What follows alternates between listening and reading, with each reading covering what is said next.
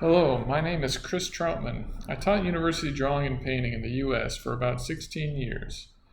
Now I'm teaching in my own classroom in Miyako City, Japan. In these videos, I want to share what I learned about how to draw and paint. So this is one of my first videos about drawing from direct observation, drawing still life from direct observation. I think it can be really challenging to draw from direct observation, and I want to try to show some steps to make it a little easier.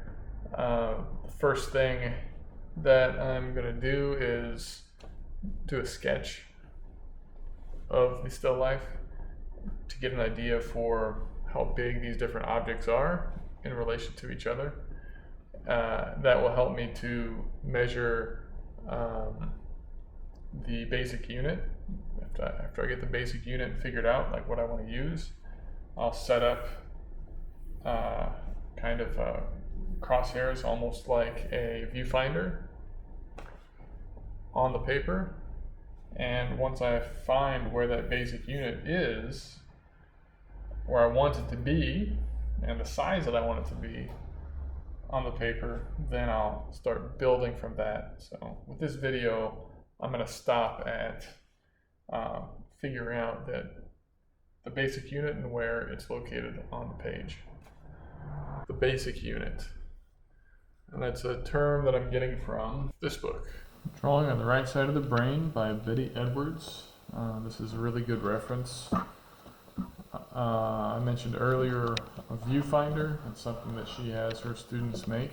So you can see it's this kind of window that you look through. It has these crosshairs to help you see the angles of your subject. It helps to draw it more accurately. On our paper, we're going to create something like crosshairs to help us place a basic unit. You can see here this idea of drawing a chair. Our inspiration was from these Van Gogh paintings, and her suggestion was to find a chair and look at the negative space between the rungs of the chair, and that could be a basic unit. So that's how she begins the drawing. The crosshairs of that viewfinder, and then creating the shape of that negative space in the chair, and then drawing each subsequent shape, right? The shapes that are next to it, until all the shapes are drawn together. You know, we can see the negative space behind the chair. And that's what I'm going to try to do with our still life. Once we get that basic unit set up, for me it will just be one edge. But from that, in the next video, I'll continue drawing the rest of the objects in that still life. The basic unit is something you can use to help out the drawing. An issue you may run into is deciding how small or how large to make your subject. So I'm going to show a method for planning it out. I want to get this still life to be as big as I can get it without having it go off the page. I don't want it to be too tiny. I don't want to have a ton of space around it. So I need to try to plan things out. So let me get another piece of paper. I'm going to do a quick sketch. It's like composition study. So the first 4 lines of my composition study are, this rectangle representing the edge of my format here. And I'm going to draw just some kind of blobs. They don't have to be perfect. The reason why I make this little rectangle smaller than the edge of my paper here is that I can change what the rectangle's like. I can make it bigger if I need to. I can make it vertical if I want to. So it gives me some flexibility. I can make changes more easily. So I'll just make some blobs like this.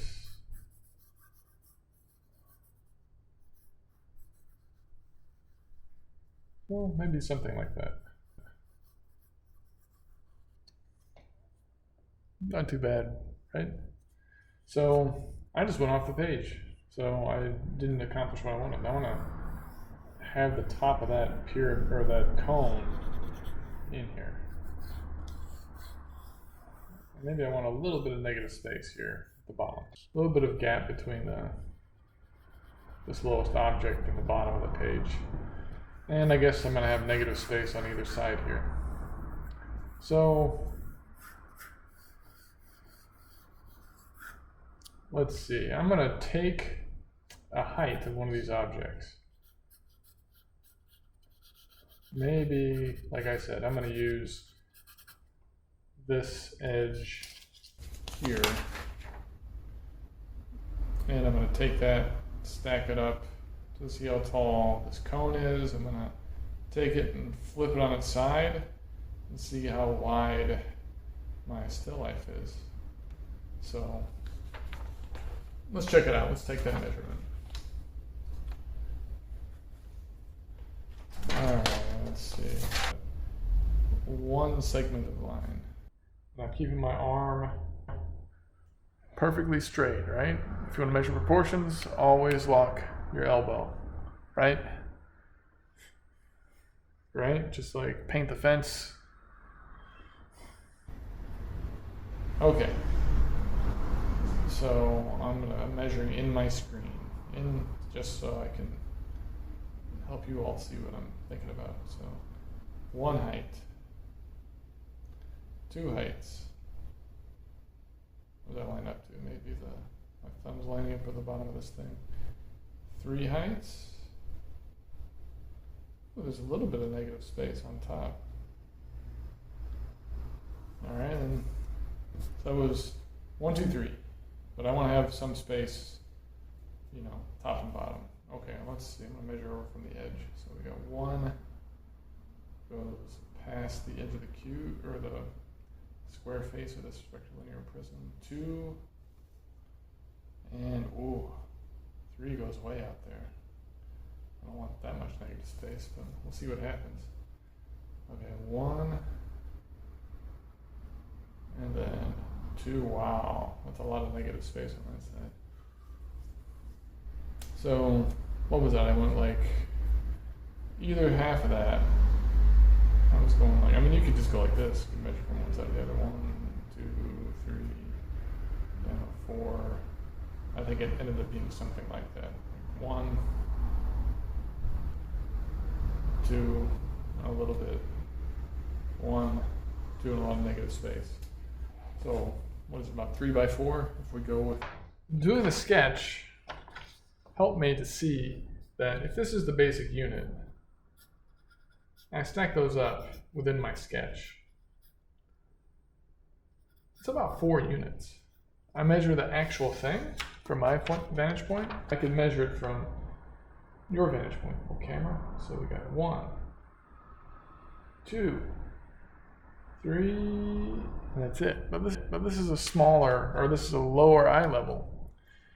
So it makes lower eye level makes this front face bigger than when I'm looking like this. I have a high eye level, so this little part is actually even smaller. And as a result, if I measure up from my point of view, say 1, 2, 3, it's not quite 4 basic units high. So in my sketch, see, I have it 4, but actually the tip of this cone would be a little bit lower. On top of that, if I measure from the left side, 1, 2, 3, 4, it's not quite 4 units that way. So it's almost like a square composition, even though it doesn't feel like it.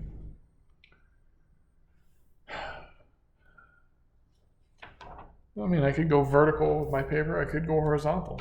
I mean, the impression I have, though, is that it's more horizontal. To figure out how I want to set it up, I do want to keep a little bit of a margin.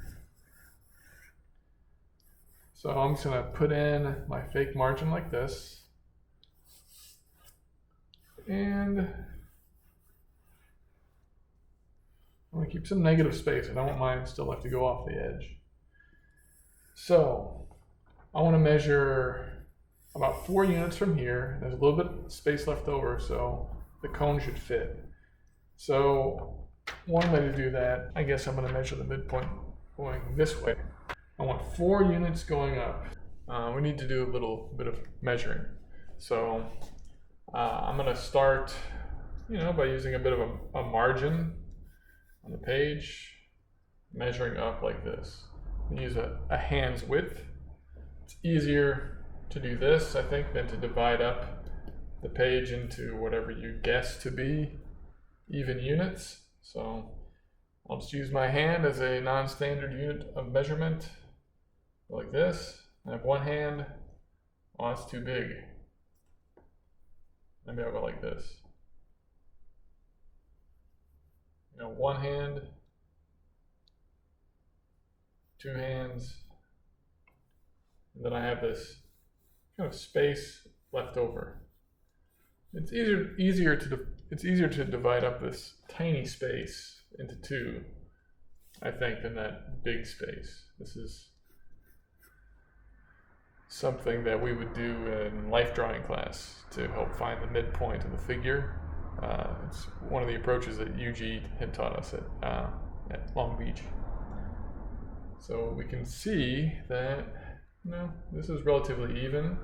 So I can take that space, add it to my initial hand height. Oh, that's a coincidence. The center of the paper is there. See, that's correct, like this. It's pretty close. I mean, if anything, it's off by 1/8 of an inch. So it should be close enough, okay? And then it may be easier to get this divided in half. And I can have the height of my basic unit planned out.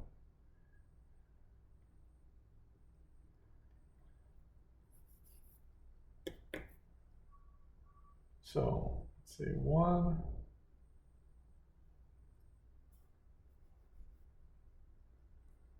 like this, 1, 2. All right, so wow, it's a little bit different from my last drawing. So I want to use this. I want to find the center of the drawing this way. So I'm going to do the same thing. Like I said, I just want to find the center.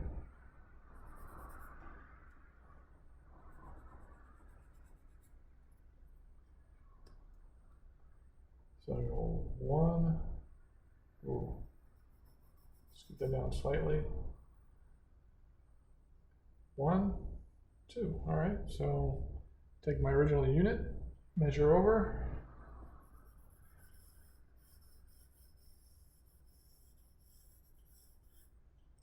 All right, so the center was here, and my basic unit is this tall.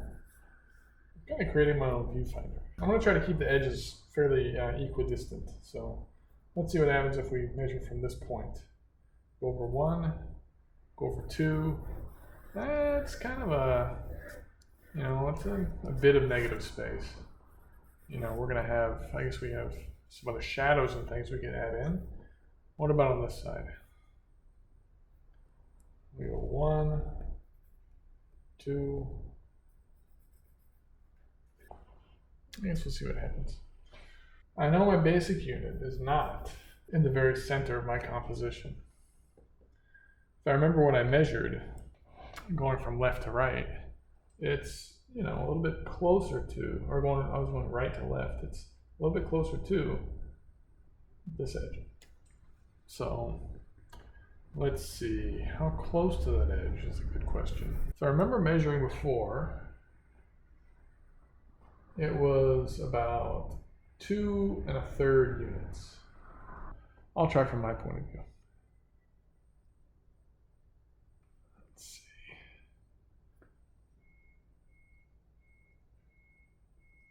1, 2, yeah, about 2 1/3. So I'll just take this. I know where my second unit is, to this side. Oh, so much negative space. I regret that. Measure over 1, 2. Where's a third? Maybe just divide it like this. 1, 2, 3. All right, so I know the edge, the closest edge or corner, the front face of my rectilinear prism, or this cubic form, is here.